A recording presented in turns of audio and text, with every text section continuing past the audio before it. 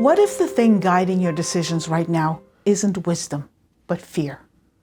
Pierre Poilievre recently said, "Fear is not a plan." He was responding to Mark Carney's idea that hope is not a plan. But beyond the political moment, that statement points to something deeper. Fear is not a plan is a biblical truth. Now, if you think this conversation matters, take a second to like this video, subscribe, and share it with your friends.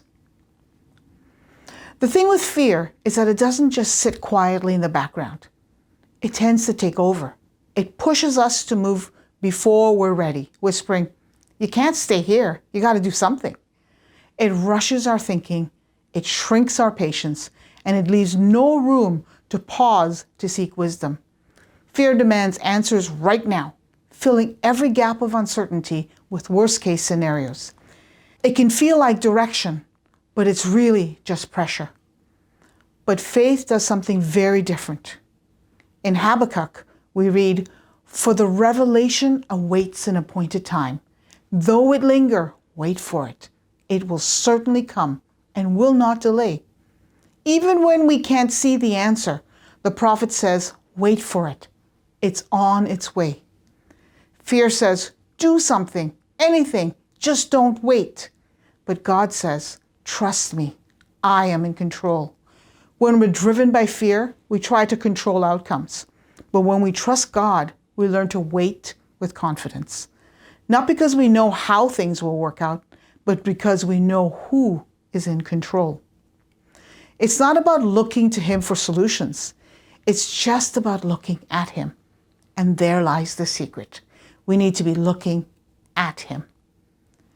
If you seek it like silver and search for it as for hidden treasure, then you will understand the fear of the Lord and find the knowledge of God. That's in Proverbs. Seeking God shouldn't be something casual. Proverbs compares it to digging for buried treasure. It takes focus, effort, persistence, and a willingness to keep going, even when it's not immediately rewarding. To seek God like silver means we're prioritizing Him above convenience. We don't quit when it's difficult or time-consuming. It's not about quick inspiration or occasional moments, but instead, it's a steady, intentional pursuit. It's opening His Word when we don't feel like it, staying in prayer when it feels boring, and continuing to press in because we know He is worth finding. It also means valuing His voice above every other voice. If we truly believed there was treasure buried in a field, we wouldn't be distracted by what others were doing. We would just dig. It's not about looking to platforms, personalities, or trending messages. It's about looking at Him and hearing His voice for ourselves. Sometimes it may feel like He is hiding or avoiding us. He's inviting our pursuit because it's the process of seeking that shapes us. The verse says, when we search for Him like silver, then we will understand the fear of the Lord and the knowledge of Him. The pursuit develops discernment, deepens our reverence or the fear of the Lord, and builds a personal, lived knowledge of God. When we dig for truth ourselves, when we've met God in the Word and in prayer, we're less likely to be shaken by every new voice or idea. We recognize His voice because we've spent time focusing on Him. And that focus becomes even more important when it's not just our own thoughts pressing in, but the noise, urgency, and fear shaping life in Canada right now. In Isaiah chapter 8, He says, do not call conspiracy everything this people calls a conspiracy. Do not fear what they fear. The Lord Almighty is the one you are to regard as holy. Fear shapes so much of life in Canada today. Everywhere you turn, there's something to be anxious about. The cost of living, high taxes, housing shortages, healthcare strain, crime, loss of freedom. And for Christians, there are also real moral and political tensions. Issues like MAID, the absence of protections for the unborn, and legislation like Bill C-9. These are not imaginary concerns. They are real pressures in a real world. But the real danger is how easily these issues can cause fear that shapes our thinking and our reactions. It can quietly become the lens through which we see everything. That's why where we fix our focus matters so much. Because when fear is rooted in circumstances, it leads to anxiety. But when fear is rooted in reverence, in the fear of the Lord, in recognition that God, not circumstances, is ultimate, it leads to stability. It anchors us when everything else feels like it's shaking. Now, I want to be clear. I'm not saying faith is to be passive. If God is in control, then why do we need to do anything? That's not what I'm saying. Our mandate is to bring influence to culture, and we need to speak up, we need to vote, we need to advocate for what is good and just.